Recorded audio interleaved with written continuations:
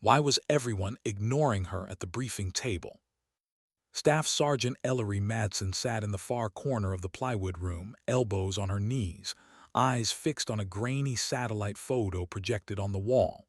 The others talked, too loud, too sure of themselves. She didn't interrupt. She rarely did.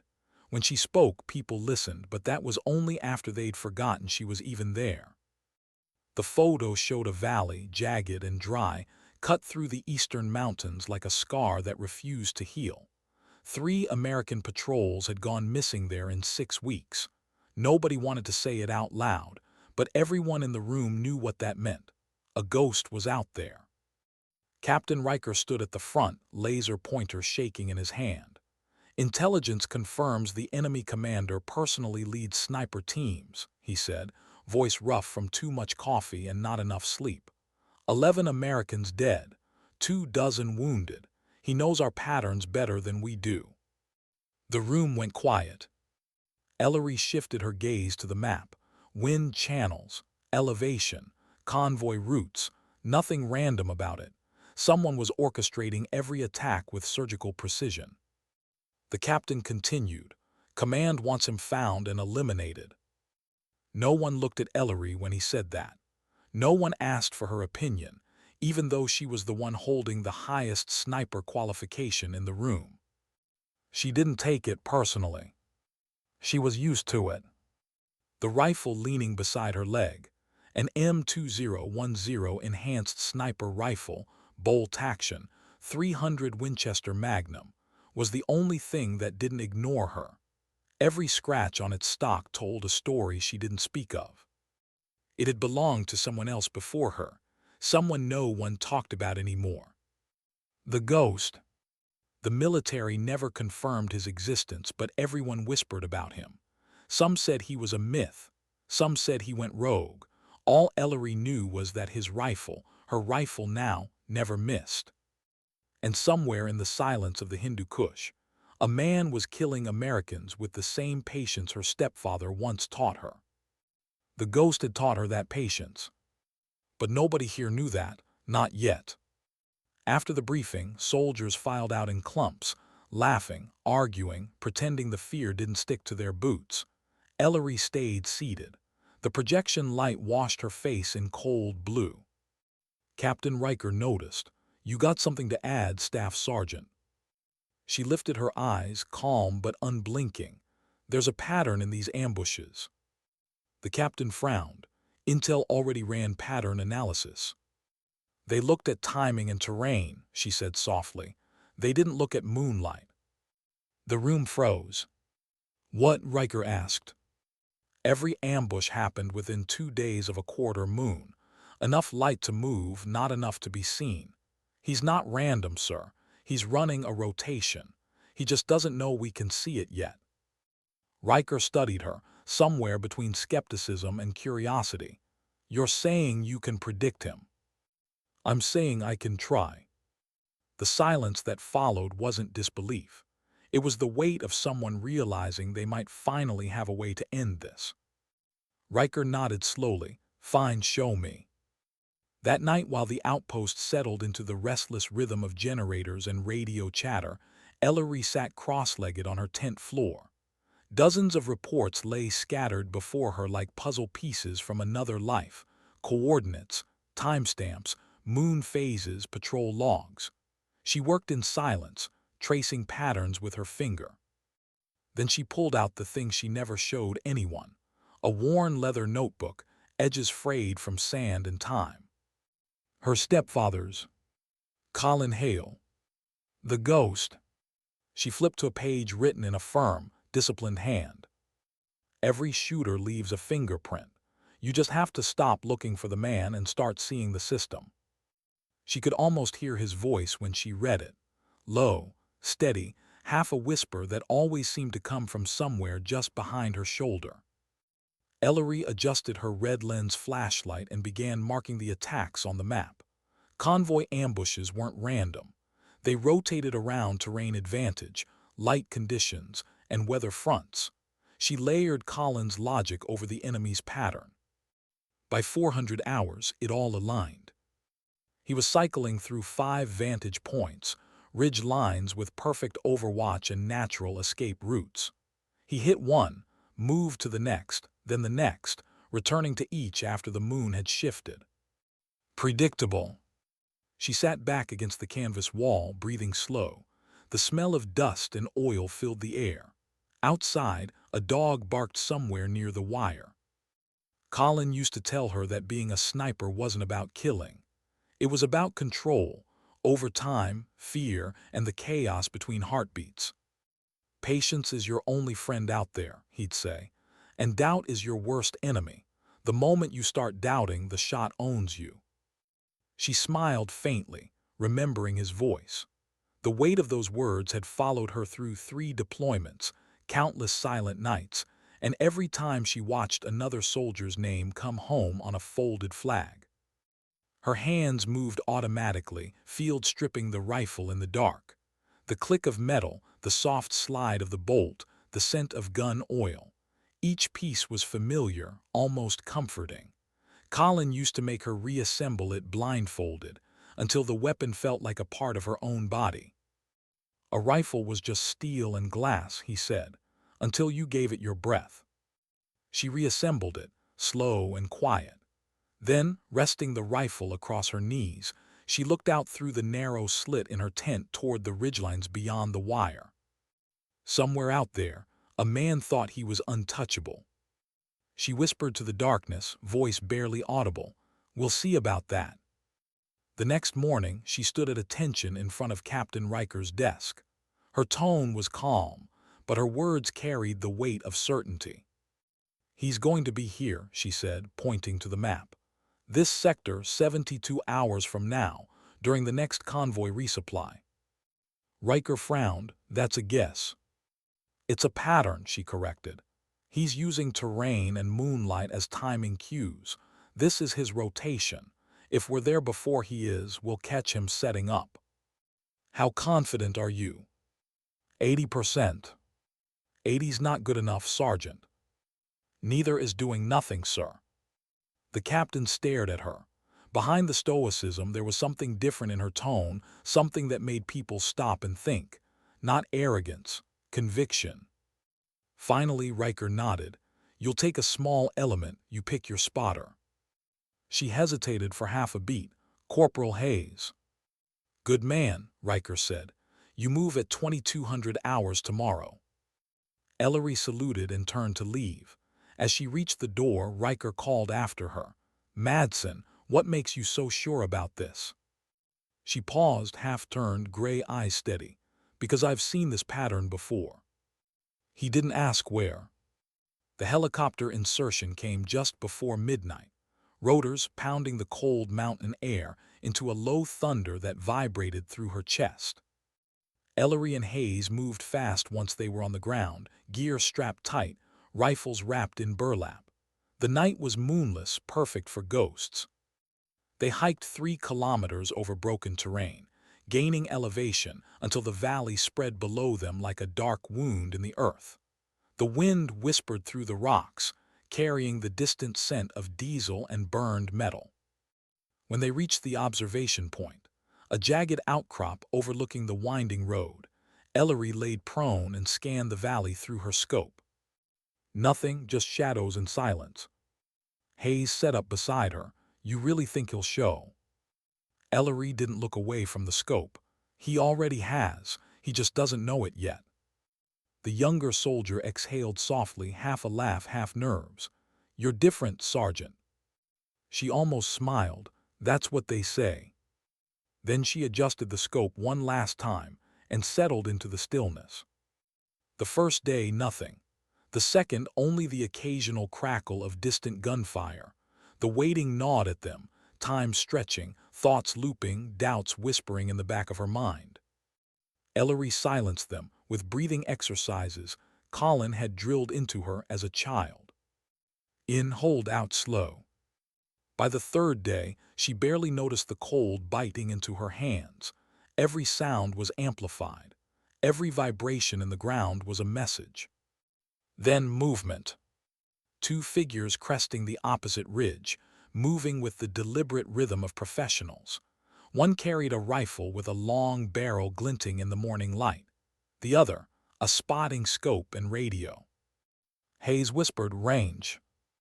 870, she murmured, adjusting her elevation. "Wind 6 to 8 from the west. Elevation difference, 50 meters." She exhaled halfway and froze. The older shooter on the opposite ridge moved with the same economy of motion she'd seen before, elbows tucked, rifle braced on a natural support. The posture was too familiar, too deliberate. She felt her heartbeat slow. The world narrowed to a tunnel through her scope. "Targets confirmed," Hayes said softly. "Your call." Ellery adjusted one final click, then waited. 30 seconds passed. Then the spotter leaned forward, aligning with the shooter, two silhouettes 18 inches apart. Ellery squeezed. The rifle spoke once, then again. The echo rolled through the valley like thunder. Two figures collapsed. Through her scope, nothing moved. Hayes whispered, "Two down, good hits." Ellery didn't answer. Her breath was calm, almost peaceful. Back at the outpost, intercepted radio chatter came through a scrambled enemy frequency, Russian-accented English, strained and fatting. "You're her." The words sent a chill through every American listening. Hayes turned toward her. "What did he say?" Ellery's face didn't change. "Nothing that matters." But inside she knew it did. Because someone out there had recognized her, recognized him in her. And that was only the beginning. How could one shot silence a valley and still echo inside her for days? Ellery Madsen sat on the edge of the landing zone as the helicopter rotors wound down behind her. The night air was thin, sharp enough to taste. Dust swirled through the floodlights, wrapping her in a dull orange haze. Her rifle lay across her lap, still smelling faintly of gunpowder and sand. The mission was over. Officially, it was a success.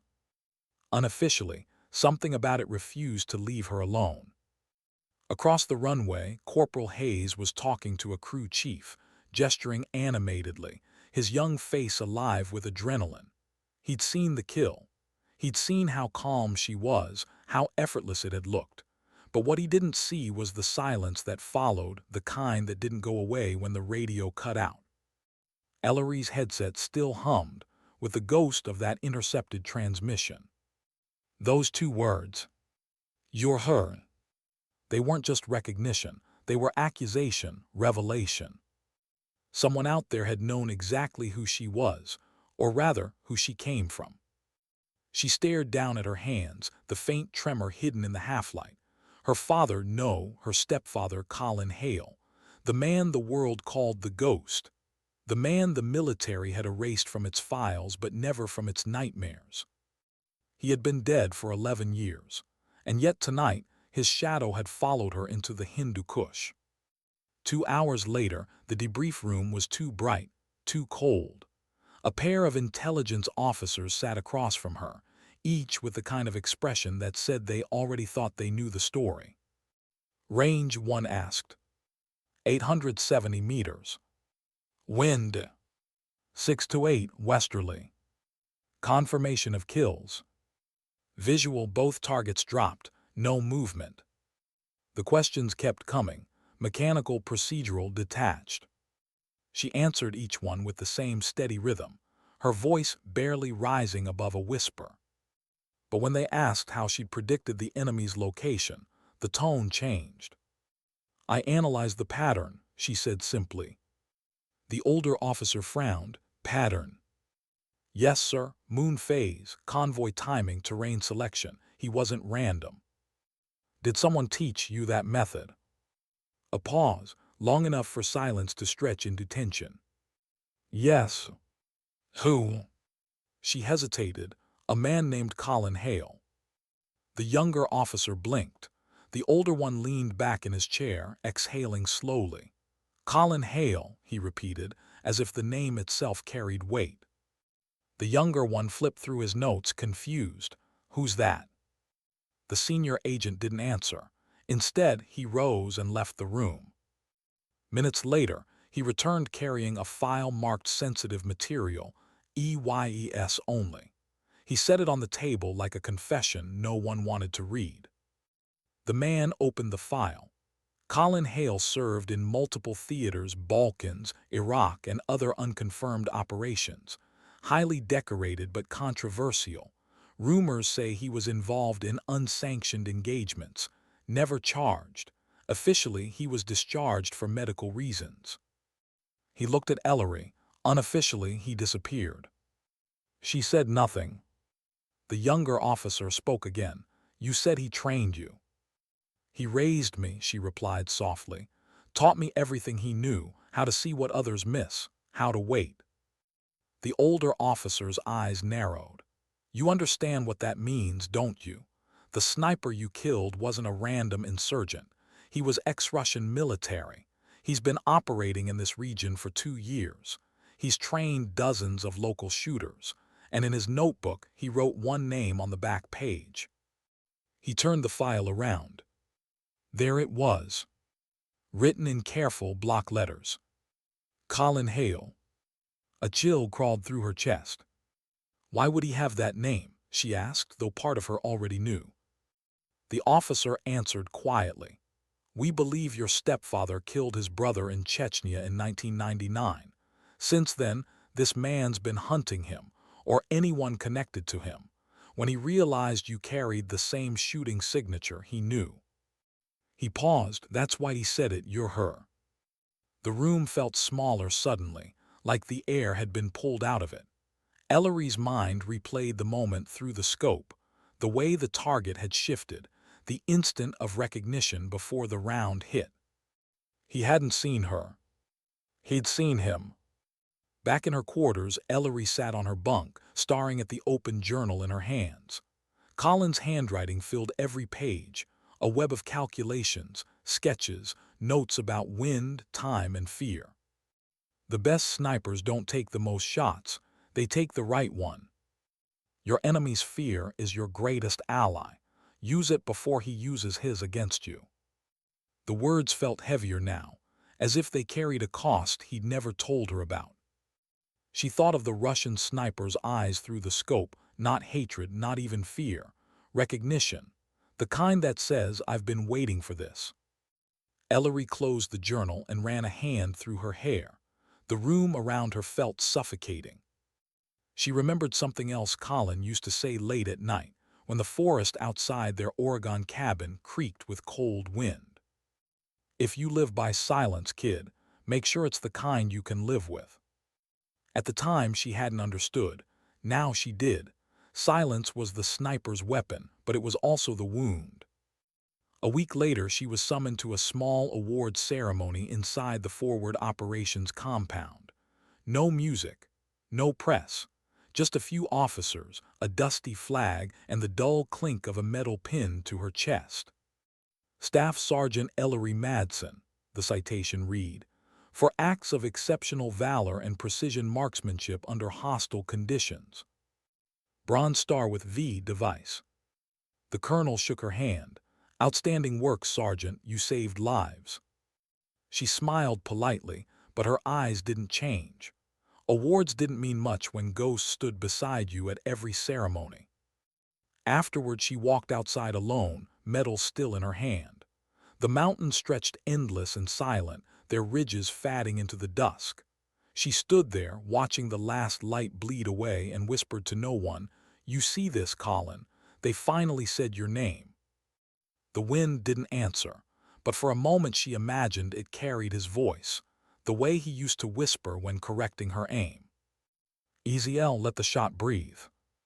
She closed her eyes. The words weren't a memory anymore. They were a presence. Over the next months, Ellery kept working missions.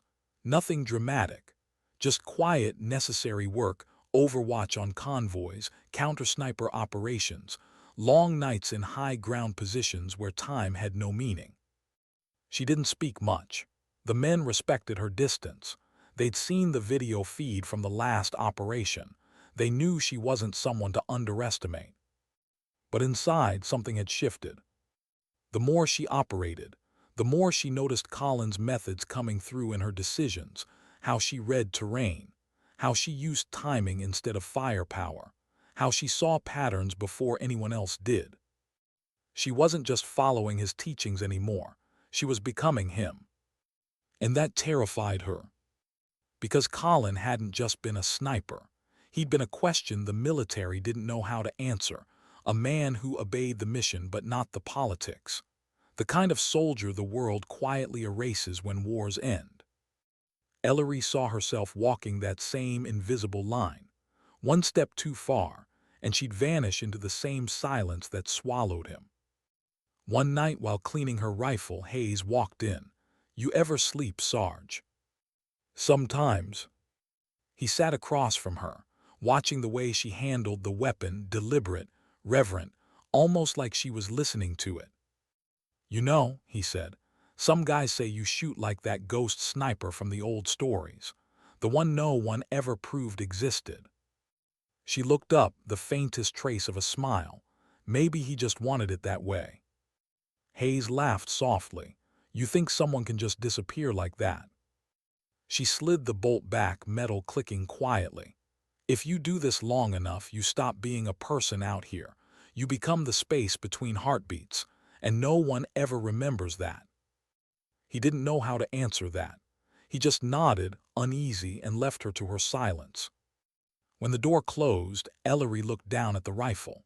The reflection of the lamp flickered across the barrel, catching the engraved initials hidden near the trigger guard, CH.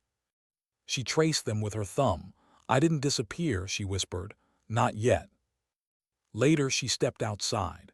The night was quiet except for the slow hum of generators and the distant echo of boots on gravel. She looked up at the sky, a thin moon, pale and indifferent. Somewhere beyond those mountains there were still others like the man she'd killed, trained, patient, waiting. And she knew, deep down, that this wasn't the end of her story.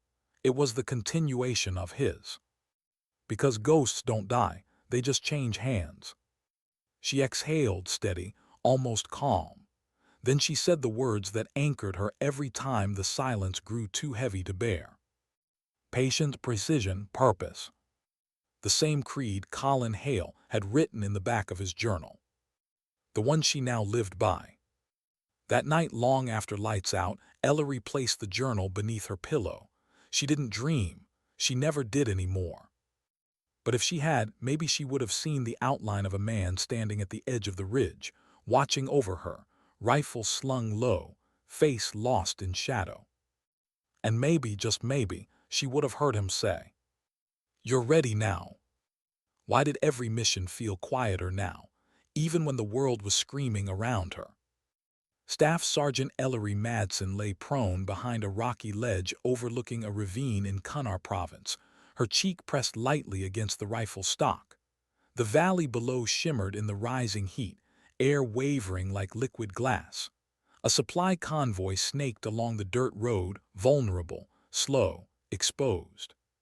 She watched through her scope as the lead vehicle passed the kill zone. Nothing happened. Then the second truck hit a shadow she didn't like. "Convoy, this is Overwatch 1, she whispered into her mic. "Slow your roll. There's movement on the East Ridge, 40 meters above the road." Her spotter specialist Ruiz adjusted his binoculars. "I don't see, wait. Yeah, got it, 2 heat signatures." "Mark them."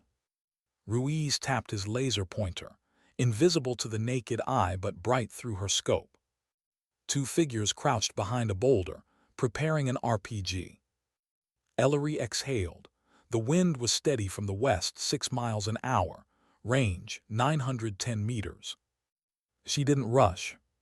She waited until one of the figures lifted the launcher. Her trigger broke like glass. The rifle kicked once, then silence. The second target ran. She tracked, adjusted, fired again. 2 flashes, 2 still forms. The convoy rolled through unscathed. "Targets neutralized," Ruiz confirmed. "Copy," Ellery said, her voice low, calm. She never celebrated, not anymore. Later, back at base, Ruiz wouldn't stop talking. "That was unreal, Sarge. You didn't even flinch." Ellery gave him a half-smile. That's the job. No, I mean, it's like you already knew where they'd be. She looked away, busying herself with the rifle, running a patch through the barrel. Patterns don't lie, she murmured. He frowned. Patterns. Every shooter has one. Terrain, timing, even how they breathe before they move. You learn to see it and you can stop them before they act. Ruiz laughed. You sound like some kind of sniper philosopher. Maybe, she said softly. Or maybe I just learned from someone who saw the world differently. He grinned. Whoever that was, remind me to buy them a drink. She didn't answer. Some ghosts didn't need to drink. Weeks turned into months. Missions blurred together: Overwatch, night insertions, village overwatch, precision support. Same mountains, same dust, same silence between gunfire and breathing. But word began to spread. Rumors. About a sniper who could predict the enemy before they moved. About shots taken in impossible wind. About a woman they called the Ghost's Echo. Ellery ignored the talk. She didn't want to be anyone's legend. She wanted to finish her deployment and go home. Still, sometimes at night, sitting alone on the observation tower, she'd hear the whispers in the radio static. Old frequencies, untraceable. And once, just once, a faint voice. You shouldn't have come here. She froze. Say again. Nothing, just static. Ruiz climbed up behind her, yawning. You okay, Sarge? She forced a smile. Yeah, just interference. But it hadn't sounded like interference. It had sounded like a man she hadn't heard in years. When the new rotation arrived, Ellery was assigned to train a small team of fresh snipers from the 173rd Airborne. Most were young, eager, overconfident. On the first morning, she walked into the makeshift range with her rifle slung over her shoulder. The soldiers straightened, whispering among themselves. Everyone had heard stories. She said nothing for a moment, just let the silence hang. Then she set the rifle down on the shooting mat and spoke. You're not here to learn how to shoot, she began. You already know that. You're here to learn how not to shoot. They exchanged confused looks. Ellery continued. Anyone can pull a trigger. A sniper's job is to decide when not to. If you don't understand that, you won't last. A recruit raised his hand. Ma'am, how do we know when that is? She looked at him, a kid, barely 20. When you understand the cost of the bullet you're about to fire. The group went quiet. Then she motioned to Ruiz, who set up targets downrange. She lay prone, chambered around, and spoke while aligning her scope. Watch my breathing, my trigger, my timing. You think this is about aim, it's not, it's about control. The world shrinks to this, she tapped the scope, and if your heart's too loud, you miss what matters. She fired once. The shot cracked, clean and perfect. The students flinched.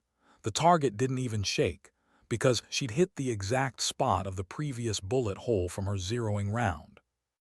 Ruiz grinned. That's unfair.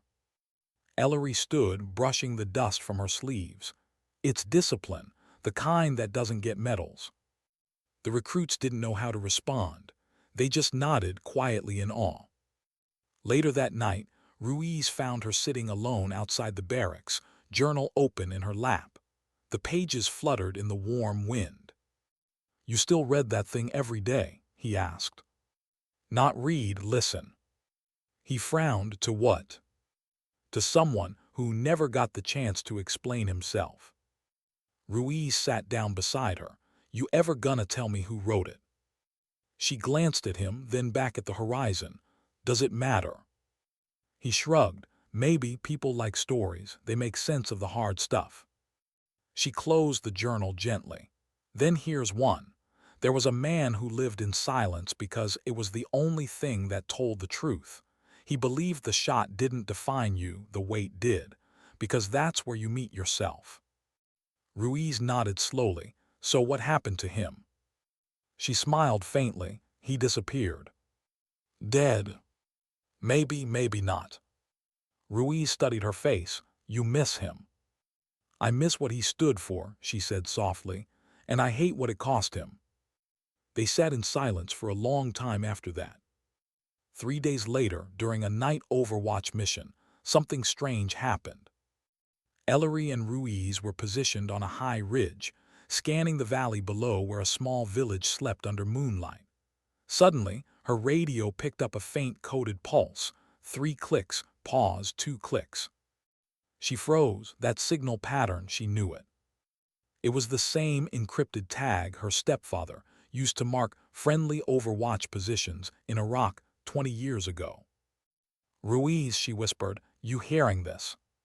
He lifted his headset, static only. No, listen, 3 short, too long. He shook his head, nothing, Sarge.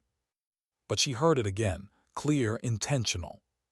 She looked toward the northern ridgeline, the direction of the signal's source. Nothing visible, just moonlight, rocks, silence. Still, she couldn't shake the feeling that someone was out there, watching her the same way she watched others. Ruiz noticed her posture change. What is it? Probably nothing, she said. Keep scanning. But inside she wasn't sure.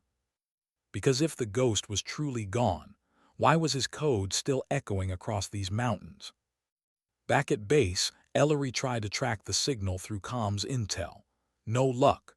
The report came back clean, no friendly units operating within 50 kilometers. She stared at the computer screen, jaw tight. Then who the hell sent it? The communications tech shrugged. Could have been enemy spoofing or old equipment interference. She nodded absently, though she knew better. That signal was no accident. It was too deliberate, too personal. Later, she opened the journal again. One phrase stood out in Colin's handwriting, underlined twice. If they ever use my code again, it means they've found what I left behind. Her pulse quickened. She flipped the page. The next line was missing, torn out. Someone had removed it long ago. She stared at the ripped edge, realizing there might be something more, something her stepfather had hidden, something unfinished. And if the Russians had been hunting him, maybe they hadn't found what they were really after. Maybe she just stepped into a story that wasn't over. Days later, during a patrol briefing, she caught Riker watching her across the table. His expression was different this time, not skeptical but searching. Afterward, he called her aside. Madsen, Intel wants you reassigned to a liaison tasking, stateside. Her brow furrowed. Why? Because they think whatever happened out there isn't random. The Russians didn't just know you. They were looking for something tied to Hale's past. She tensed. Sir, I can handle. He cut her off. I know you can. That's why I'm telling you this off record. They're digging into his old ops, trying to connect dots that were buried for a reason. You're part of that puzzle now. Ellery's voice dropped. Then I need to finish it. Riker sighed. That's not your call anymore. She stared at him for a long moment, then turned and walked away without another word. That night, sitting alone in the armory, she looked at her rifle under the flickering light. The metal caught a dull glow, cold, steady, unflinching. She ran her hand along the stock, feeling every groove, every scar. Tell me what you left behind, Colin, she whispered.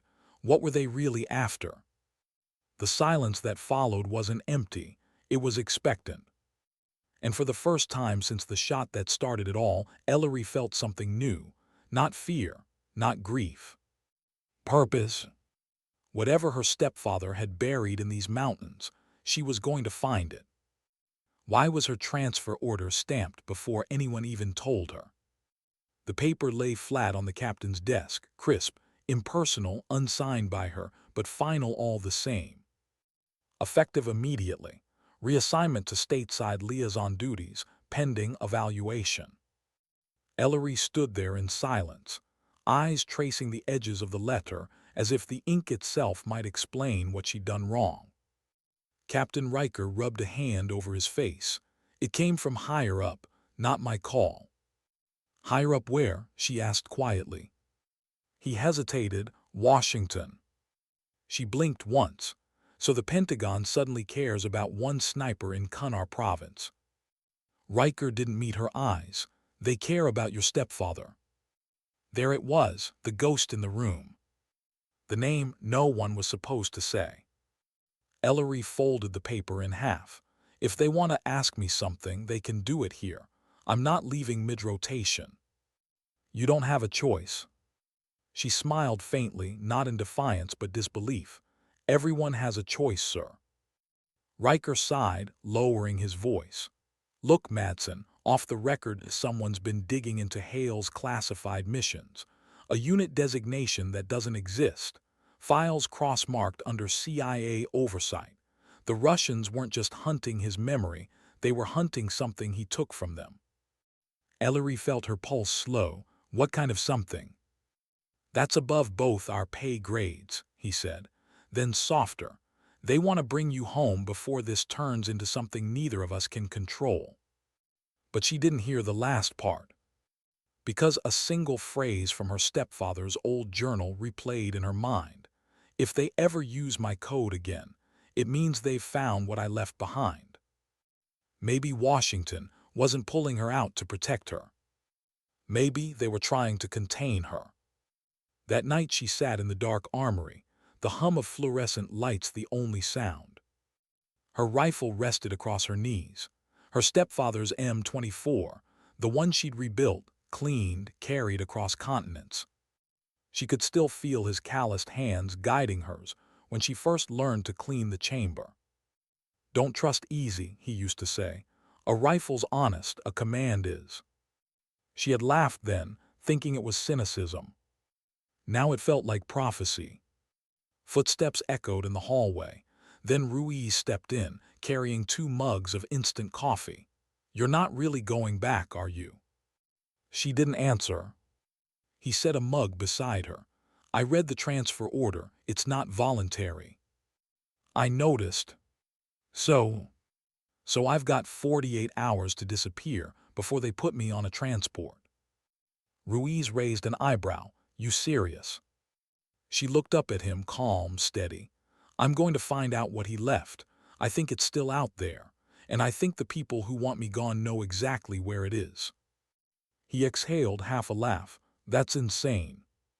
Maybe, she said, but it's mine. He hesitated. Then I'm coming with you. She shook her head. You're not throwing your career away for me. He grinned faintly. Too late. You already taught me to think like you. By dawn, they were ghosts. No formal departure, no signatures, no farewells.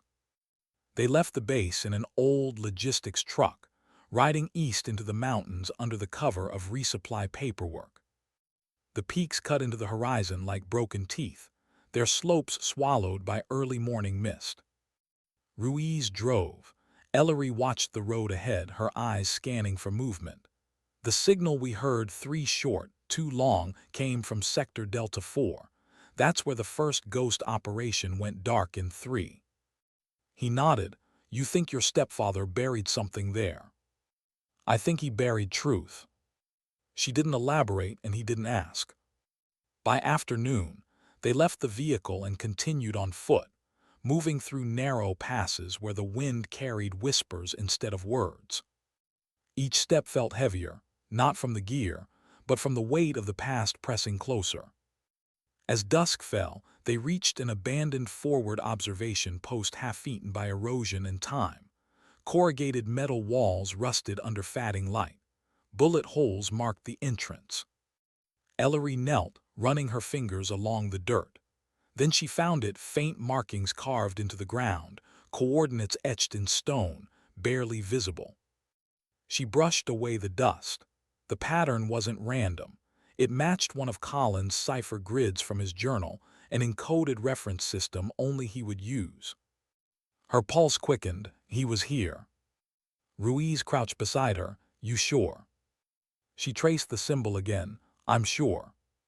They followed the markings toward a rock face behind the post. There, half hidden under debris, they found a rusted ammo crate sealed with tape. Ellery pried it open carefully. Inside were several weatherproof envelopes, maps, hand-drawn diagrams, photographs yellowed by age. She opened the first one.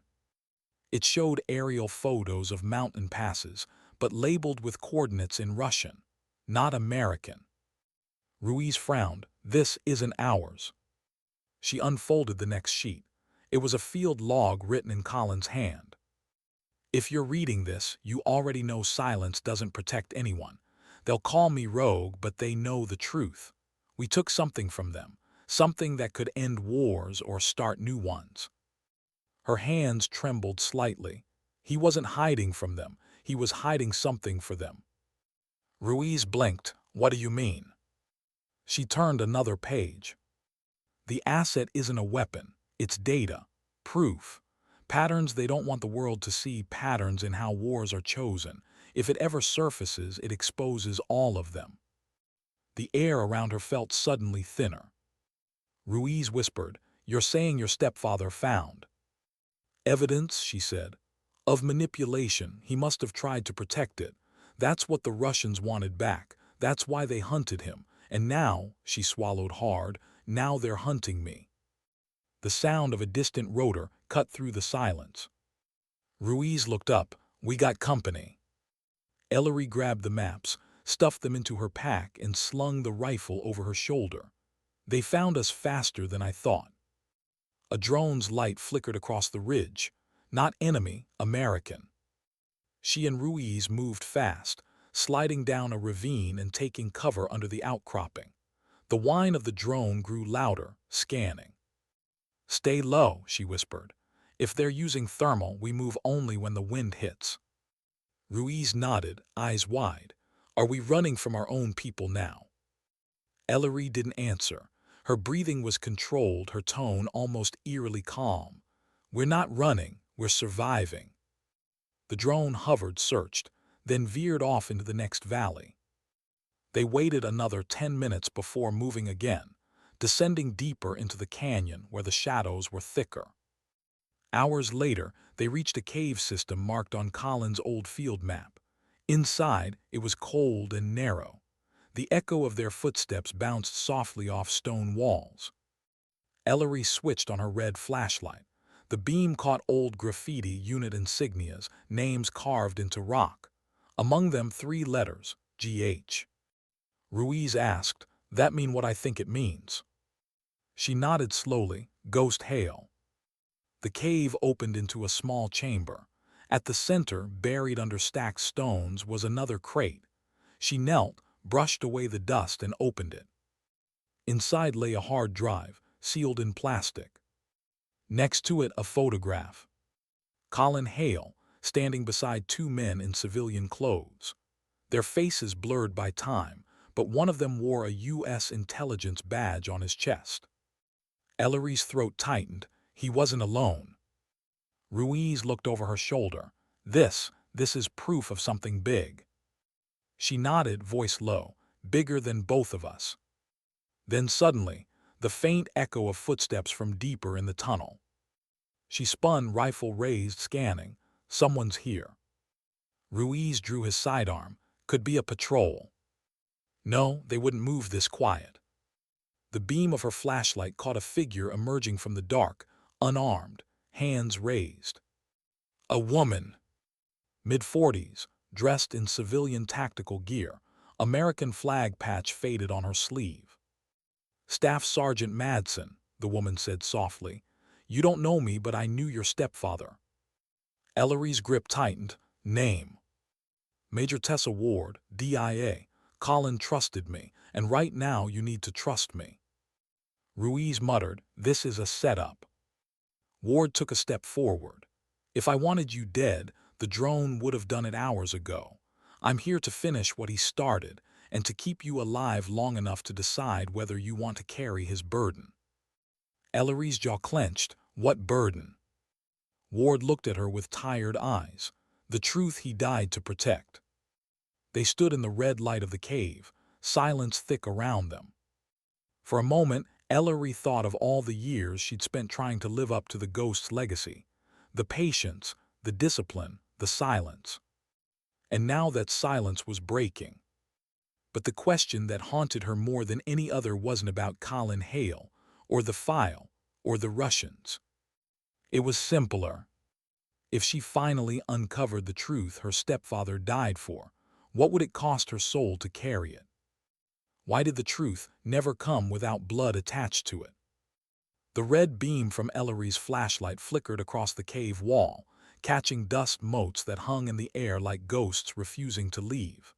Major Ward stood a few feet away, her hands still raised, eyes steady. Ruiz kept his pistol trained on her, waiting for Ellery's command. No one moved. Finally, Ellery broke the silence. Talk. Ward exhaled, lowering her hand slowly. I was part of an oversight division 20 years ago. Colin Hale worked under us during a black program called Project Vantage. It wasn't supposed to exist, and officially it still does. Ruiz frowned. What was it? Ward hesitated, studying Ellery.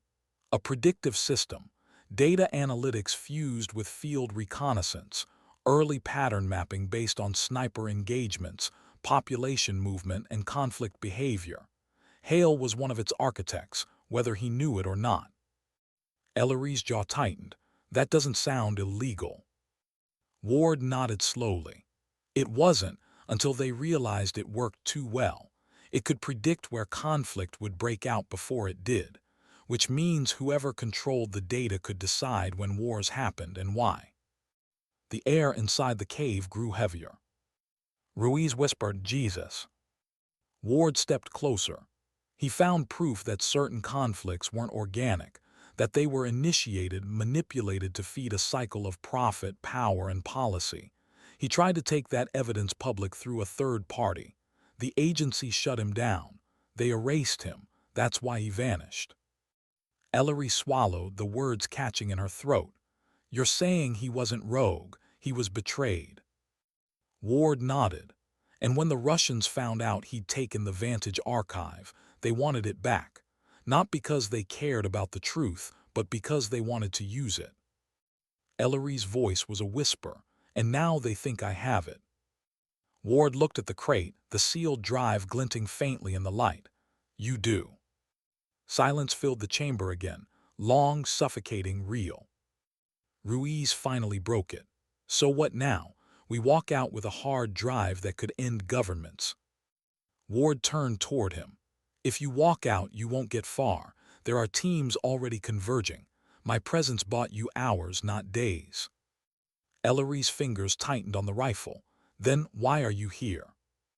Because he asked me to be, Ward said softly. Ellery frowned. He's dead. Ward's eyes softened. He recorded a message before he went dark, left it with me under specific conditions. I was told to deliver it only if someone matching your ballistic signature surfaced in the field. That was you. She reached into her vest pocket and pulled out a small encrypted data card. It's his final briefing, Ellery. For a moment the cave felt utterly still. Even the wind outside seemed to stop. Ellery took the card, her gloved fingers trembling. How do I know it's real? Ward gave a sad smile. You'll know. Later, huddled around a portable terminal in the shadows, Ellery inserted the card. The small screen flickered to life, static first, then the faint image of a man sitting in what looked like a cabin.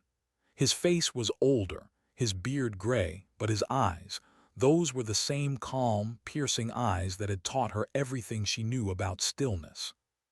Hey kid, Colin Hale said. Her breath caught. Ruiz looked away, giving her space. Colin smiled faintly. If you're watching this, you've stepped into something bigger than you were ever meant to carry. I wish I could say I'm sorry, but I'm not. You were always going to find the truth. It's in your nature. I trained you for patience, for precision, but I never trained you for betrayal. That one, you'll have to learn yourself. He paused, eyes lowering for a moment. They're going to come for you, both sides. The Russians think I stole technology. The Americans think I broke trust. The truth is simpler, I stole choice. They wanted to predict wars. I wanted to end them. I built something that could make people accountable, not invisible. Ellery's throat tightened. If you find what I left behind, don't destroy it.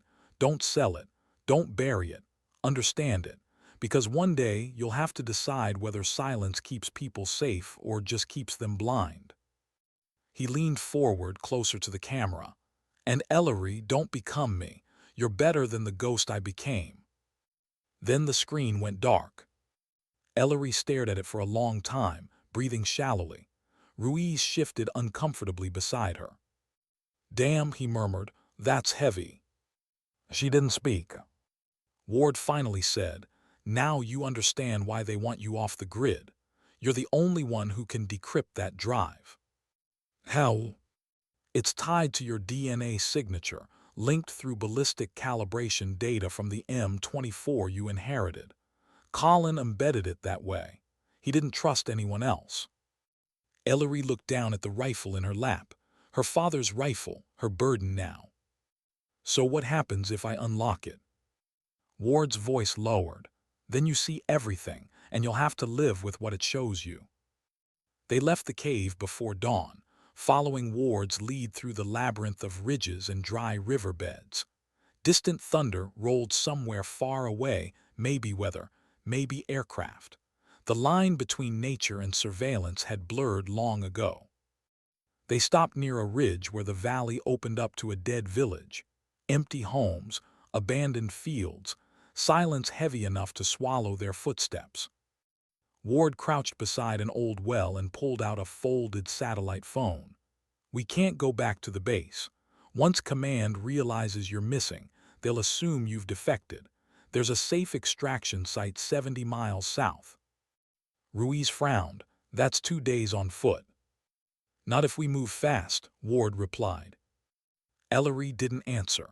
Her gaze had fallen on something near the edge of the village, a faded mural on a crumbling wall. It was of a woman holding a rifle, drawn by local children long ago. Below it, in Pashto, someone had written, "The silent ones see everything." She stared at the words, feeling the ache of recognition settle in her chest. Ward followed her gaze. That's what they called your stepfather here, the silent one. They said he watched the mountains so others didn't have to. Ellery's voice was quiet. He watched too much. They made camp inside a collapsed house that night. The wind howled through the broken beams like an old memory refusing to fade. Ellery sat against a wall, journal open, head resting against her pack. Ruiz snored lightly in the next room. Ward sat across from her, cleaning her sidearm. You still think he did the right thing? Ellery asked suddenly.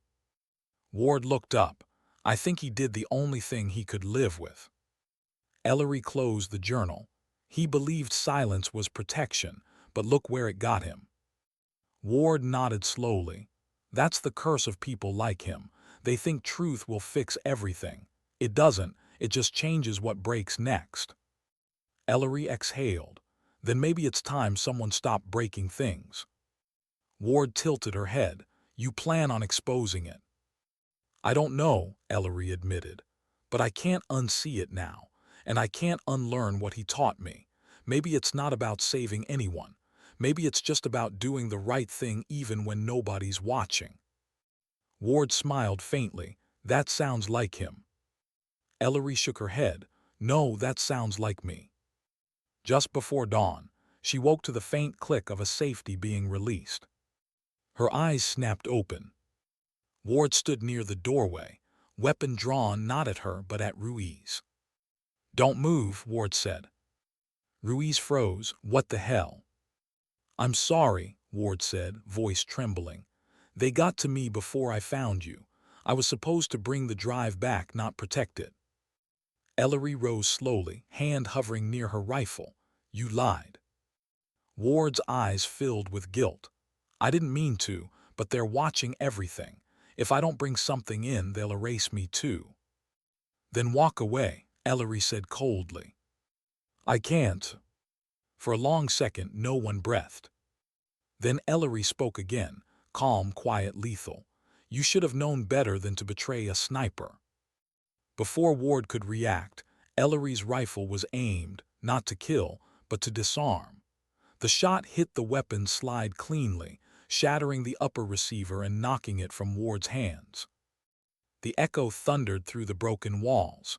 Ruiz lunged, subduing Ward before she could recover. When it was over, Ellery stood motionless, smoke curling from her barrel. Ward stared at her, breathing hard. "You just made yourself the most hunted woman in this hemisphere." Ellery's voice was ice. "Then they'll have to learn to be patient." She turned, staring toward the faint line of morning light breaking over the horizon. The wind carried the smell of dust and oil, the same as every war zone, every silence she'd ever known. Somewhere out there, satellites were moving, drones circling, decisions being made by people who would never see the faces attached to their data. Ellery slung her rifle over her shoulder and looked back at Ruiz. "Let's move."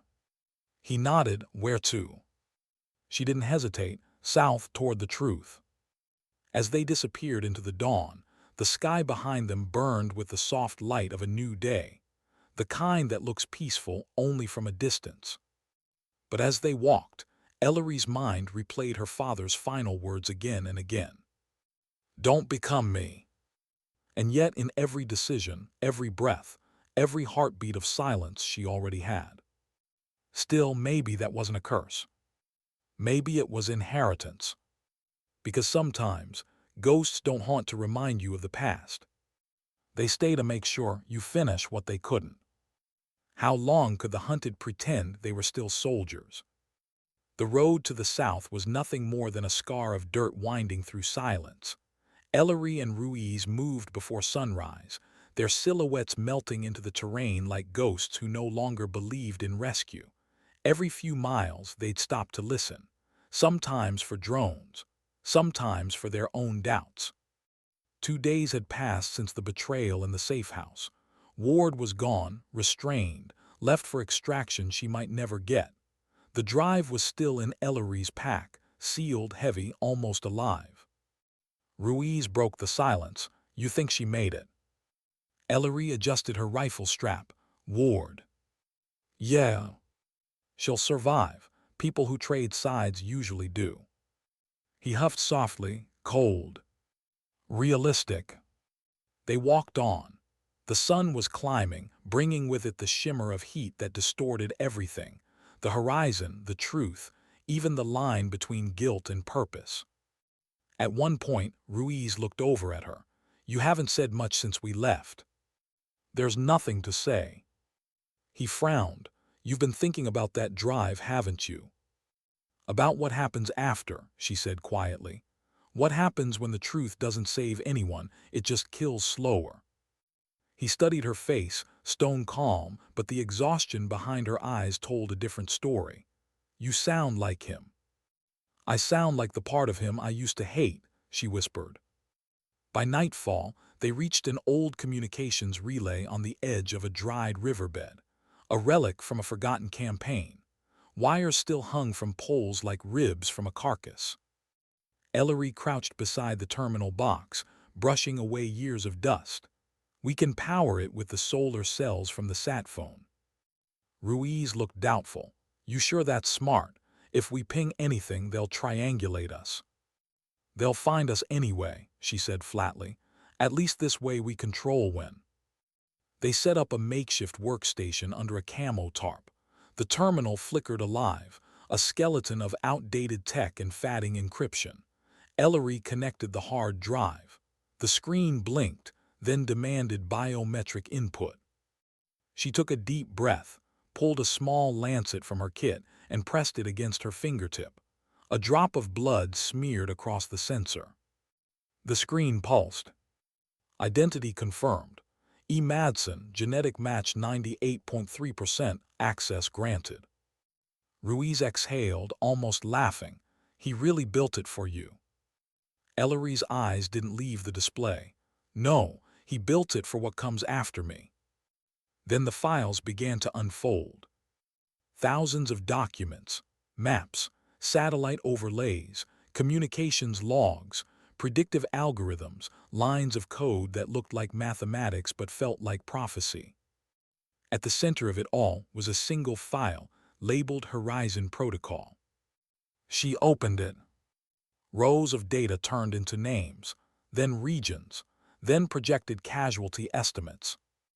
Ruiz leaned forward. What is this?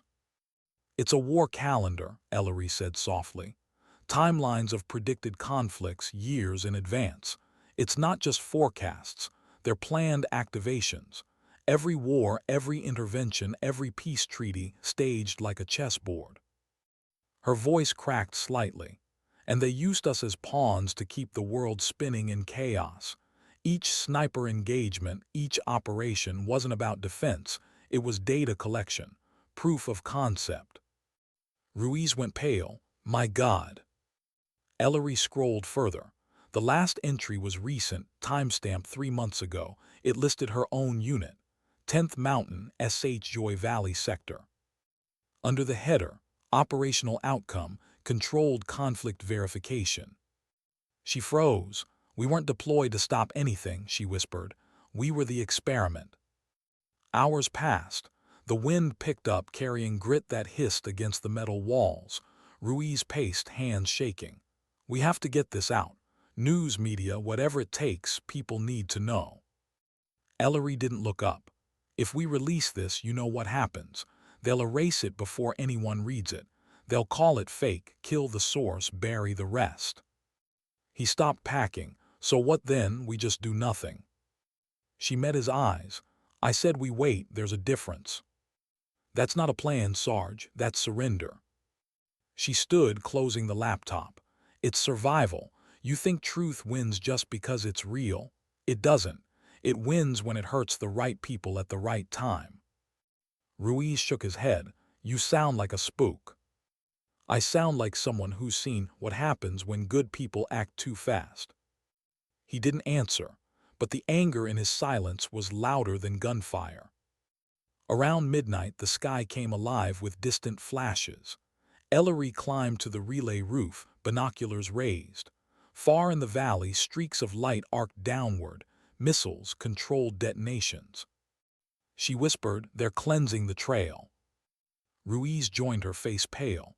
That's a whole valley, Ellery. They're destroying evidence. He turned toward her. We can't outrun that. She lowered the binoculars. We don't have to, we just have to make them chase something else. What do you mean? She handed him the sat phone.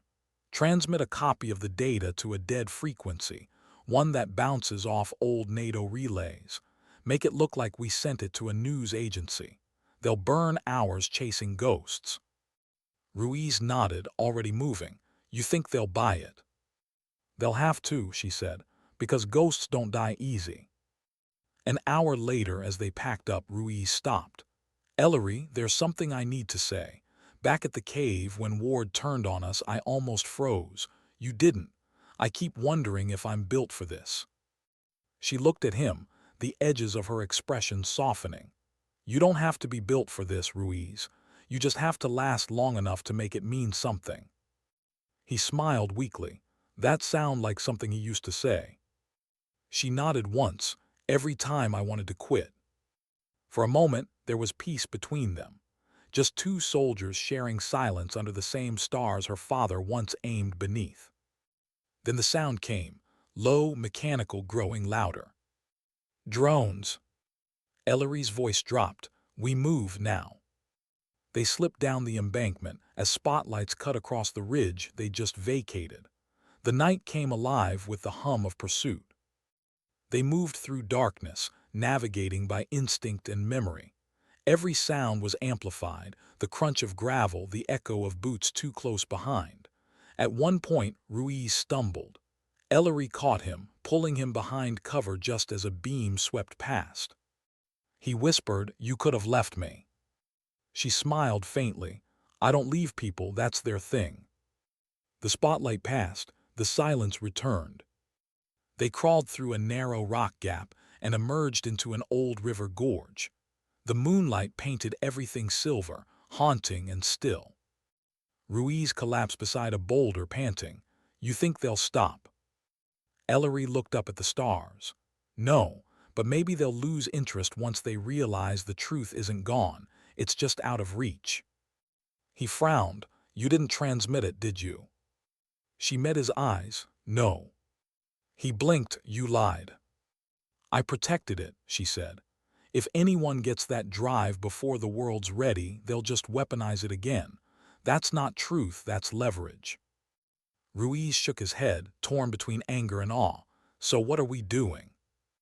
Ellery looked toward the horizon, where the first hint of dawn crept over the peaks. We're going to disappear. They reached an abandoned shepherd's hut by morning, half collapsed and hidden between cliffs. Inside, Ellery set up her rifle on the windowsill, more comfort than precaution. Ruiz dozed off, exhaustion winning at last. Ellery sat by the open doorway, journal in her lap, the hard drive resting beside it.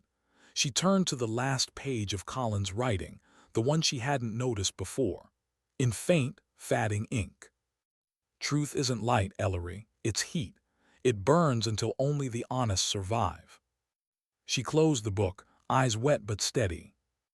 Then I'll burn, she whispered.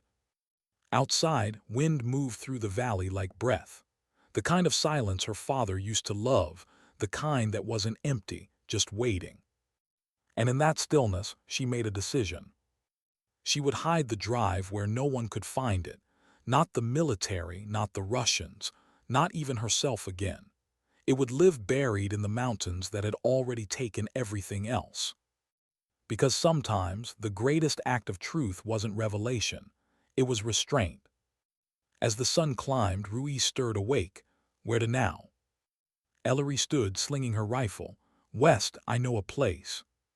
He rubbed his eyes. You think we'll make it? She smiled faintly. We already did, we just have to keep walking. He looked at her, half admiring, half exhausted. You really are his shadow, you know. She shook her head.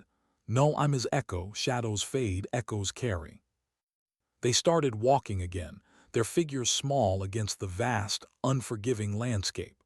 Behind them, the mountains kept their secrets as they always had. And somewhere in that silence, a father's ghost finally rested, not because the world was safe, but because his daughter had learned what he never could.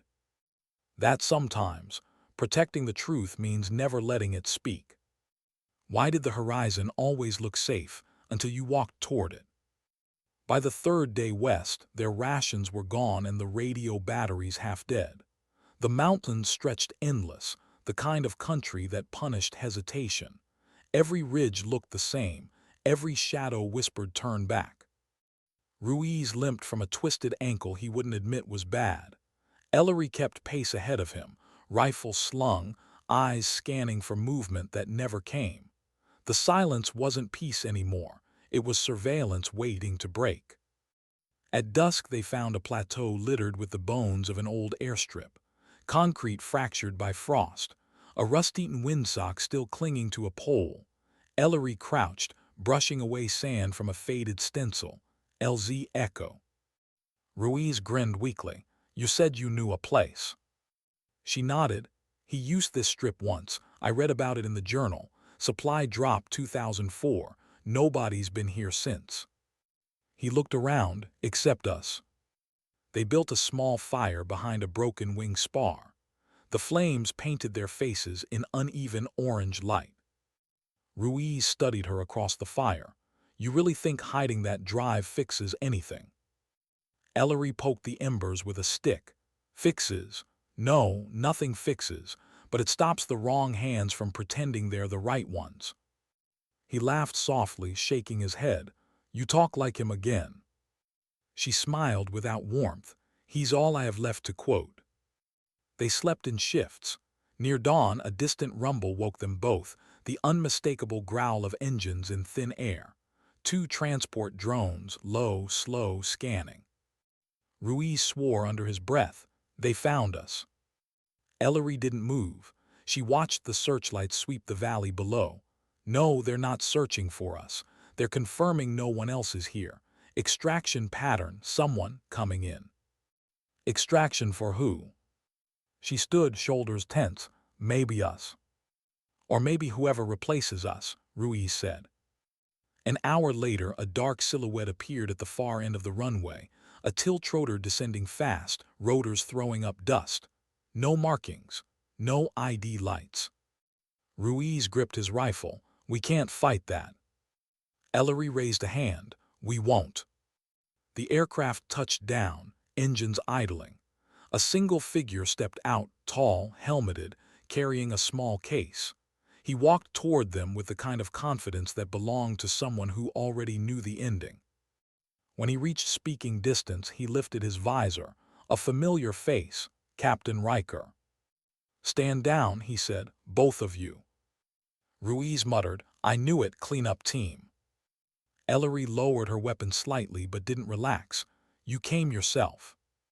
Riker's expression was unreadable. "Washington's burning to know where you've been. You vanished with a piece of national security." "That's one word for it," she said. "I'm here to get you home. That drive goes to containment. You two get immunity, clean slate." Ruiz scoffed, "Until the next convenient accident." Riker ignored him. "Ellery, listen. I believed in your stepfather once, I still do. But what's on that drive if it leaks? It doesn't expose monsters, it creates them. Whole governments will collapse. Millions could die in the chaos. Do you really want that blood on you?" She stared at him, weighing every word against every lie she'd ever heard in a briefing room. "You sound rehearsed." "I'm trying to save you," he said.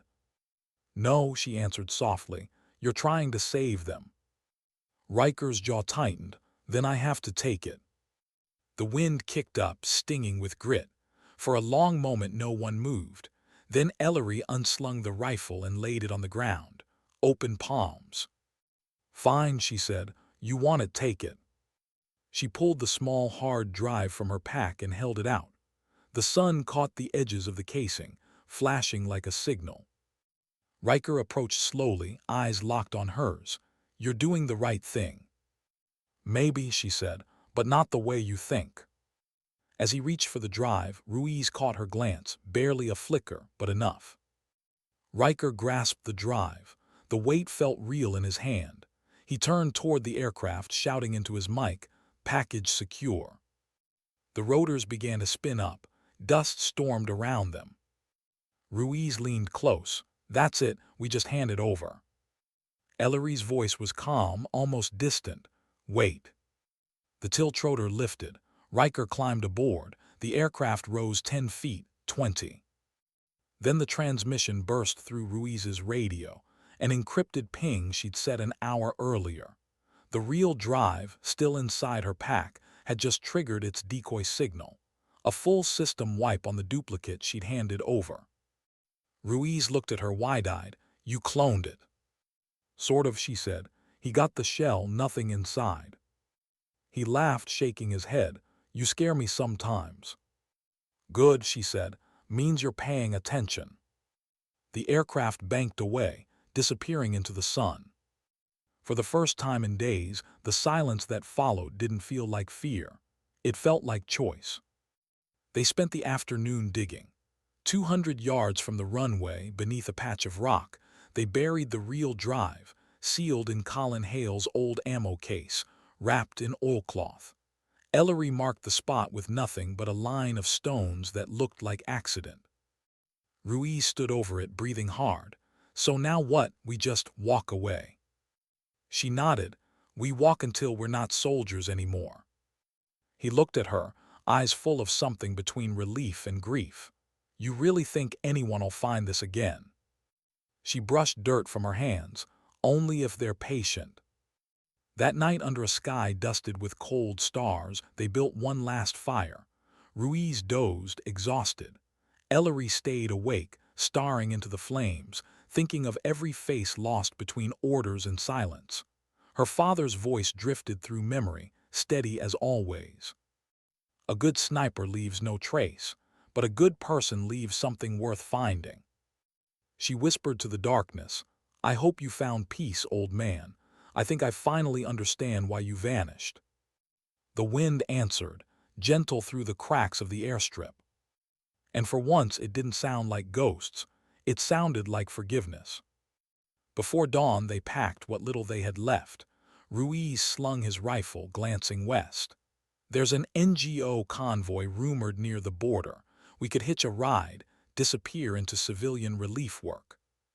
She nodded. That's the plan. He smiled faintly. You doing humanitarian work. She returned the smile. Some of us owe the world more than bullets. They started walking again, two shadows against the paling sky, each step lighter than the last, each mile a kind of absolution. Behind them, the buried drive slept beneath stone and dust. Above it, the wind erased their footprints grain by grain. And somewhere in Washington, men stared at an empty data shell and wondered how a ghost had outweighted them again. But even as she walked, Ellery knew the silence wasn't over. It never really was. The truth might rest for a while, but it always wakes up hungry. The difference now was that she'd learned how to live with it, how to keep her aim steady even when the whole world was trembling. Because survival, she realized, wasn't just breathing, it was bearing witness. And she would keep watching, the way her father taught her, quietly, patiently, unseen. Why did peace always sound like the thing you hear right before the next war? 3 months had passed. The world moved on as if nothing beneath those mountains had ever mattered. News feeds filled with different headlines, new battles, new faces. The silence that followed her name was deliberate, engineered by the same hands that had tried to erase her stepfather. Some ghosts, she learned, didn't die. They just learned to live quietly. The village near the border barely remembered what America was. Children ran barefoot through dust-filled alleys, chasing an old rubber ball that defied gravity with every bounce. Humanitarian convoys came and went. No one asked too many questions about the woman who fixed generators, translated for medics, and never told anyone her last name. To them she was Ellery, just Ellery, the quiet mechanic, the woman who never missed when she threw a rock to stop a fight. At night, she slept on a cot under canvas, the air heavy with the smell of kerosene and rain that never came. Sometimes she dreamed of Oregon forests, of the rifle range where her stepfather's voice still echoed in the trees. Other times she woke before dawn, certain she'd heard a scope cap click open somewhere far away. But no shot ever came, only the wind, only memory. Ruiz worked with the same convoy, driving water tankers up to mountain villages. His limp was worse, his smile easier. They didn't talk much about the past, but sometimes over tea they'd trade quiet jokes about the data ghosts they'd buried. One evening he said, "You ever think about digging it back up?" She shook her head. "No, it's where it belongs." "You trust the world to leave it there." "I trust the mountain more than I trust people." He laughed softly. "You sound like someone who's done making war." She looked out at the sunset bleeding through dust. "Maybe I'm just done letting it make me." Weeks later, a supply pilot dropped a parcel for the clinic. Inside the crates, bandages, batteries, and one small envelope with no return mark. She found it that night after the others slept. Inside, a single photograph. Her stepfather, younger, smiling at a camera she'd never known existed. On the back, in faded ink, only 5 words. The silence was worth it. She sat there for a long time, thumb tracing the handwriting. Not tears, just stillness, like the air before a steady rain. For the first time in years, the name Colin Hale didn't feel like weight. It felt like origin. Months turned into seasons. The world kept fighting new wars with new names. She fixed machines, carried stretchers, taught local kids to steady their breathing before they threw rocks for distance contests. Every lesson was patience disguised as play. One evening a boy asked, "Were you ever a soldier?" She paused, tightening a bolt on a water pump. "Once." "Did you win?" She smiled faintly. "No one ever does, you just stop losing." He nodded like he understood, then ran off into the fading light. She watched him go, realizing that for the first time in her life, she hadn't looked over her shoulder. That night, under an open sky alive with stars, she walked to the ridge overlooking the valley. The same kind of silence her father loved pressed against her ears, dense, honest, infinite. She closed her eyes and whispered a prayer that wasn't words, just gratitude. For the shot that started everything. For the silence that taught her how to hear. For the man who believed patience could outlive war. Somewhere deep below that ridge, the hard drive slept under rock and time. No flag marked it. No satellite could see it. It wasn't a secret anymore. It was a lesson. She spoke softly into the wind, as if to the person who'd made her both weapon and witness. "Don't worry, Colin, I learned." The breeze shifted, cool, steady, almost like an answer. And she smiled, a small, tired, undefeated smile. Because survival wasn't about running or hiding. It was about knowing when to stop shooting and start living. As dawn crept over the peaks, Ellery slung her worn pack over her shoulder and walked down toward the waking village. Children's laughter rose behind her, blending with the low hum of distant rotors she no longer feared. The sky was pale gold, clean, merciless, beautiful. She didn't look back. There was nothing left behind her worth aiming at, only the quiet proof that she'd finally done what her stepfather couldn't. She had broken the cycle. And in that still morning air, the story ended the only way it ever could. Without gunfire, without applause, just a single thought that hung like a heartbeat between worlds. Sometimes dignity doesn't speak. It simply acts.